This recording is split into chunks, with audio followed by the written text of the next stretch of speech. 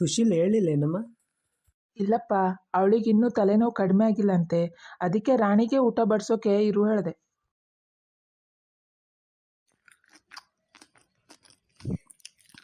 ತಗೋ ಪುಟ್ಟ ಪ್ರೀತಮ್. ಬೇಡ ಅಂಕಲ್, ಇಲ್ಲಿದೆ, ನಾ ಕಲಿಸ್ಕೊಂತೆ. ಇದು ಅಪ್ಪ ಕೊಡೋ ಮೊದಲನೇ ತುತ್ತು. ಅಪ್ಪ ಅನ್ನ ಕಲಿಸಿದ್ಮೇಲೆ ಎಲ್ಲರಿಗೂ ಒಂದೊಂದು ತುತ್ತು ಕೊಟ್ಟು ಆಮೇಲೆ ಅಪ್ಪ ಊಟ ಮಾಡ್ತಾರೆ. ಹೌದಾ? ಯಾಕೆ? ನಿಂಗೆ ಇವಾಗಲೇ ಅರ್ಥ ಆಗಲ್ಲ ಪುಟ್ಟ. ನೀನು ದೊಡ್ಡವನಾದ್ಮೇಲೆ ಗೊತ್ತಾಗ್ತದೆ. ಮೊದಲು ನಮ್ಮವ್ರಿಗೆ ಕೊಟ್ಟು ಆಮೇಲೆ ನಾವು ತಿನ್ನಬೇಕು ಅಂತ. ನನ್ನ ಕೈಯಿಂದ ಕೊಟ್ರೇ ನನ್ನ ಮನಸ್ಸಿಗೆ ಎಷ್ಟೋ ತೃಪ್ತಿ. ಅಮ್ಮನಕ್ಕಿಂತ ಅಪ್ಪ ತುತ್ತು ಮಾಡಿಕೊಟ್ರೇ ತುಂಬ ರುಚಿಯಾಗಿರ್ತದೆ. ಏಯ್, ಸಾರಿ. ಅಂಕಲ್, ನಮ್ಮ ಸ್ಕೂಲ್ ಫಂಕ್ಷನ್ನಲ್ಲಿ ಮದನ್ಗೆ ಮ್ಯೂಸಿಕ್ ಕಾಂಪಿಟೇಷನ್ನಲ್ಲಿ ಫಸ್ಟ್ ಪ್ರೈಸ್ ಬಂದದೆ, ಗೊತ್ತಾ? ಹೌದಾ? ಹಾಂ ಹೌದಪ್ಪ. ನಮ್ಮ ಪ್ರಿನ್ಸಿಪಾಲ್ ಕೂಡ ಮದನ್ನ ಭಾಳ ಮೆಚ್ಕೊಂಡಾರೆ. ತಗೊಂಬರೋದಲ್ವೇನೋ ಮದನ? ತುಂಬ ದೊಡ್ಡ ಪ್ರೈಸ್ ಅಜ್ಜಿ. ದಾರಿಲೇಲಿ ಕಳೆದೋಗ್ತದಂತ ಅವನ ಭಯ. ಅದಕ್ಕೆ ಹಾಸ್ಟೆಲ್ ಲಾಕರ್ನಲ್ಲಿ ಇಟ್ಟು ಬಂದಾನೆ. ಓಹೋ. ಅಜ್ಜಿ, ನಾ ಮ್ಯೂಸಿಕ್ ಚೆನ್ನಾಗಿ ಕಲ್ತ್ಕೊಂಡು ದೊಡ್ಡವನಾದ್ಮೇಲೆ ದೊಡ್ಡ ಮ್ಯೂಸಿಕ್ ಡೈರೆಕ್ಟರ್ ಆಗ್ತೀನಿ. ಹಾಂ, ನನಗೇನಾದರೂ ಓದು ಬರಹನ ಏನೋ 4 ಅಕ್ಷರ ಕಲ್ತ್ಕೊಂಡೇನಿ. ನಿಮ್ಮ ಹಾಗೆ ಇಂಗ್ಲೀಷ್ ಓದು ನನಗೆಲ್ಲಿ ಬರಬೇಕು? ಹೌದು, ನಾನು ದೊಡ್ಡವಳಾದ್ಮೇಲೆ ನಾನೇನಾಗ್ತೀನಿ? ನೀನಾ? ನೀನಿವಾಗ ಸಣ್ಣ ರಾಕ್ಷಸಿ, ದೊಡ್ಡೋಳಾದ್ಮೇಲೆ ಬ್ರಹ್ಮ ರಾಕ್ಷಸಿ ಆಗ್ತೀಯಾ? ನೋಡಿ ಅಪ್ಪ. ನೋಡೇ ರಾಣಿ, ಯಾರು ಬಂದ್ರು ಅಂತ. ಹಾ ಅಮ್ಮ. ಅಮ್ಮ, ಅದು ಆ ಸಾವಿತ್ರಿ ಮಕ್ಕಳು ಬಂದಿದ್ದಾರೆ. ಆ ಮನೆ ಹಾಳ್ರು ಇಲ್ಲಾಕೆ ಬಂದ್ರು, ಅದು ಇಷ್ಟೊತ್ತಲ್ಲಿ? ನಾ ಕೇಳ್ತೆ ಇರಮ್ಮ. ಮಕ್ಕಳೇ, ಹಗುರು ಊಟ ಮಾಡಿ ಬರ್ರಿ ಒಳಗೆ. ಒಳಗೆ ಬರೋಕ್ಕಲ್ಲ ಬಂದಿರೋದು. ಎಲ್ಲರೂ ತುಂಬ ಸಂತೋಷವಾಗಿದ್ದೀರಾ? ಹಬ್ಬದ ವಾತಾವರಣ ಇನ್ನೂ ಮುಗ್ದಿರೋಂಗೆ ಕಾಣಿಸ್ತಿಲ್ಲ. ದೇವ್ರ ದಯದಿಂದ ಚೆನ್ನಾಗೇ ಇದ್ದೀವಿ. ಬಂದಿರೋ ವಿಷಯ ಏನಂತ ಹೇಳಿ. ಇನ್ನು ಮುಂದೆ ಹೀಗೆ ನೀನು ನಿನ್ನ ಮಕ್ಕಳು ಸುಖವಾಗಿರಬೇಕು ಅಂದರೆ ಆ ದೇವ್ರ ದಯ ಒಂದೇ ಸಾಲದು. ನೀವೆಲ್ಲರೂ ಈ ಊರು ಬಿಟ್ಟು ಹೋಗಬೇಕು. ಇದು ಹೇಳೋಕ್ಕೆ ಬಂದಿದ್ದರೆ ನೀವಿನ್ನು ಹೋಗ್ಬೋದು. ನೋಡು, ನಿನ್ನ ಒಳ್ಳೇದಕ್ಕೆ ಹೇಳ್ತಿದ್ದೀನಿ. ಮರ್ಯಾದೆಯಿಂದ ಹೋದರೆ ಎಲ್ಲಾದರೂ ಆರಾಮಾಗಿ ಬದುಕ್ಬೋದು. ಇಲ್ಲಾಂದರೆ ಏನು ಹೆದರ್ಸ್ತಾ ಇದ್ದೀರಾ? ಇಲ್ಲ, ಭವಿಷ್ಯ ಹೇಳ್ತಾ ಇದ್ದೀವಿ. ನೀವೇನು ದೇವ್ರ ನಮ್ಮ ಹಣೆ ಬರೋಕ್ಕೆ? ನಿಮ್ಮ ಬದುಕು ನೀವು ಬದುಕ್ರಿ, ನಮ್ಮಷ್ಟಕ್ಕೆ ನಮ್ಮನ್ನು ಬದುಕೋಕೆ ಬಿಡಿ.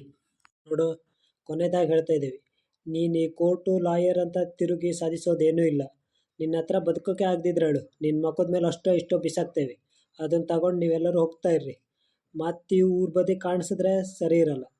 ಇದಕ್ಕಿಂತ ಮುಂಚೆನೂ ಹೇಳಿದ್ವಿ, ಈಗಲೂ ಹೇಳ್ತಿದ್ದೀವಿ, ಇನ್ನೊಂದು ಸಾರಿ ಹೇಳಲ್ಲ, ನೆನಪಿರಲಿ. ಆಮೇಲೆ ನಾವೇನು ಮಾಡ್ತೇವೆ ಅಂತ ನೋಡೋಕ್ಕೆ ನೀನೇ ಇರಲ್ಲ. ಅರ್ಥ ಆಯ್ತಾ? ಈ ಆಸ್ತಿ ಬಗ್ಗೆ ಆಲೋಚನೆ ಮಾಡೋದು ಬಿಟ್ಟು ಮೊದಲು ನೀ ಬದುಕೋದ ಬಗ್ಗೆ ಆಲೋಚನೆ ಮಾಡು. ನಿಮ್ಮಮ್ಮ ನಿನ್ನ ಹೆಂಡ್ತಿಗೆ ಬಾಯಿ ಸ್ವಲ್ಪ ಜಾಸ್ತಿ, ಅವರಿಗೂ ಹೇಳು. ಮೊನ್ನೆ ದೇವಸ್ಥಾನದಾಗ ನಿನ್ನ ಹೆಂಡ್ತಿಗಾಗಿದ್ದು ನೆನಪಿದೆಯಲ್ಲ? ಈ ಊರು ಬಿಟ್ಟು ಹೋದರೆ ಆ ಬಾಯಿಂದ ಎಲ್ಲಾದರೂ ಆರಾಮಾಗಿರ್ಬೋದು. ಊರಲ್ಲೇ ಇದ್ದರೆ ಆ ಬಾಯಿನ ನಾವು ಮುಚ್ಚಬೇಕಾಗ್ತದೆ ಶಾಶ್ವತವಾಗಿ.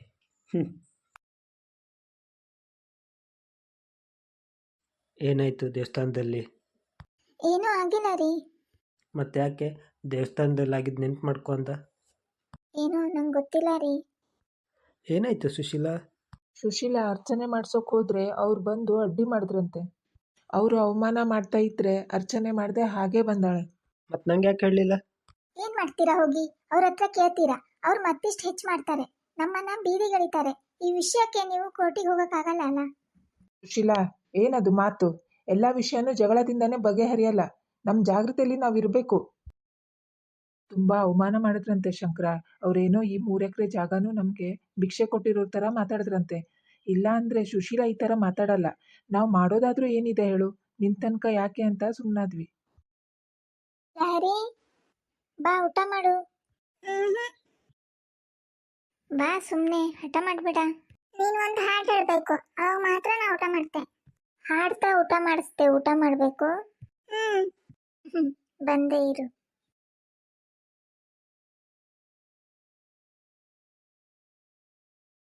ಲಾಲಿ ಲಾಲಿ ಲಾಲಿ ಲಾಲಿ ಲಾಲಿ ಲಾಲಿ ಲಾಲಿ ಲಾಲಿ ಶ್ರೀ ಚಕ್ರ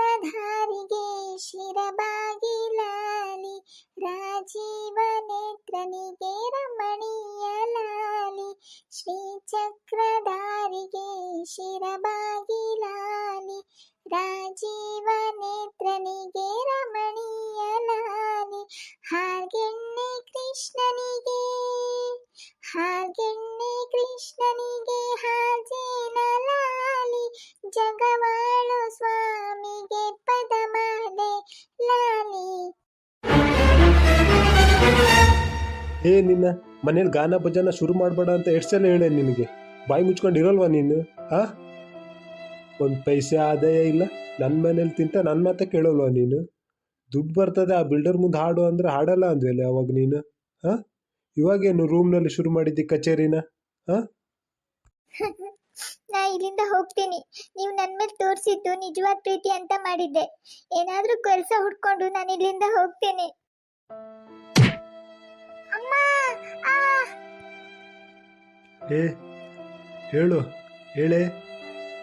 ಇವಳೇನು ಉಸಿರಾಡ್ತಾ ಇಲ್ಲ, ಸತ್ಗೀತೋದ್ಲ? ಇಲ್ಲಿಂದ ಓಡೋಗುವ ಮೊದಲು. ಪ್ಲೀಸ್ ಎಲ್ಲರೂ ನಮ್ಮ ಚಾನಲ್ನ ಸಬ್ಸ್ಕ್ರೈಬ್ ಮಾಡಿ ಹಾಗೂ ಸಪೋರ್ಟ್ ಮಾಡಿ. ಲೈಕ್ ಮಾಡಿ, ಶೇರ್ ಮಾಡಿ ಹಾಗೂ ಕಮೆಂಟ್ ಮಾಡಿ.